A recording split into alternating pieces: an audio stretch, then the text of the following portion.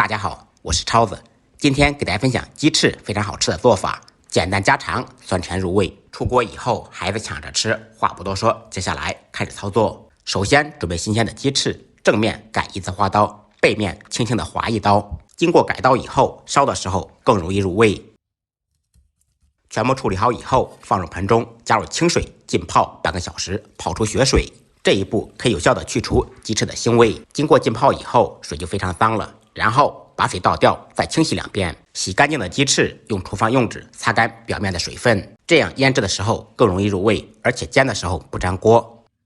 处理好以后，再次放入盆中，加入姜片、葱段，加入少许盐入下底味，少许白胡椒粉去腥增香。再来少许料酒，同样去除腥味。用我的左手把葱姜攥出汁水，抓拌均匀，腌制15分钟左右。如果是用冷冻的鸡翅，就无需腌制了，要焯下水去除腥味。利用腌鸡翅的时间准备一下配料，准备2个百香果，从中间切开，把汁水取出来。用百香果制作鸡翅，不仅可以解腻增香，还可以去除鸡翅的腥味，更加有营养。要想做出来更加精致细腻，可以用果汁机稍微搅拌一下。百香果汁中放入少许冰糖，甜度根据个人口味选择。放入1小勺生抽酱油，再加入1大勺清水，用勺子搅拌均匀备用。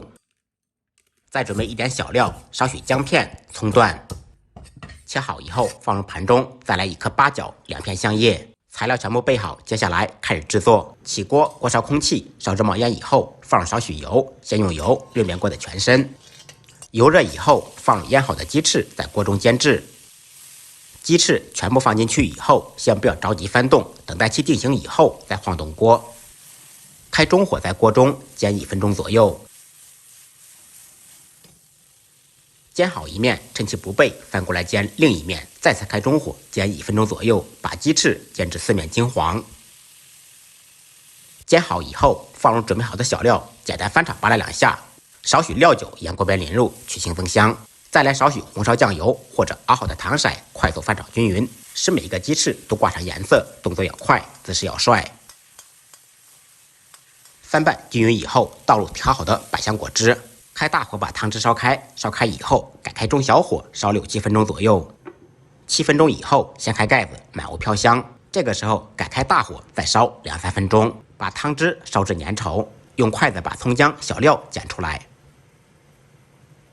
又过了2分钟，鸡翅已经入味了，汤汁变得非常粘稠，这个时候就可以起锅装盘了。把烧好的鸡翅摆入盘中，浇上浓浓的汤汁，撒上迷人的小葱花，一道酸甜入味的百香果烧鸡翅就做好了。学废的同学赶紧动起手来试着做一下吧，不好吃您提着百香果来找我。再忙再累，记得按时吃饭。下期视频见，拜拜。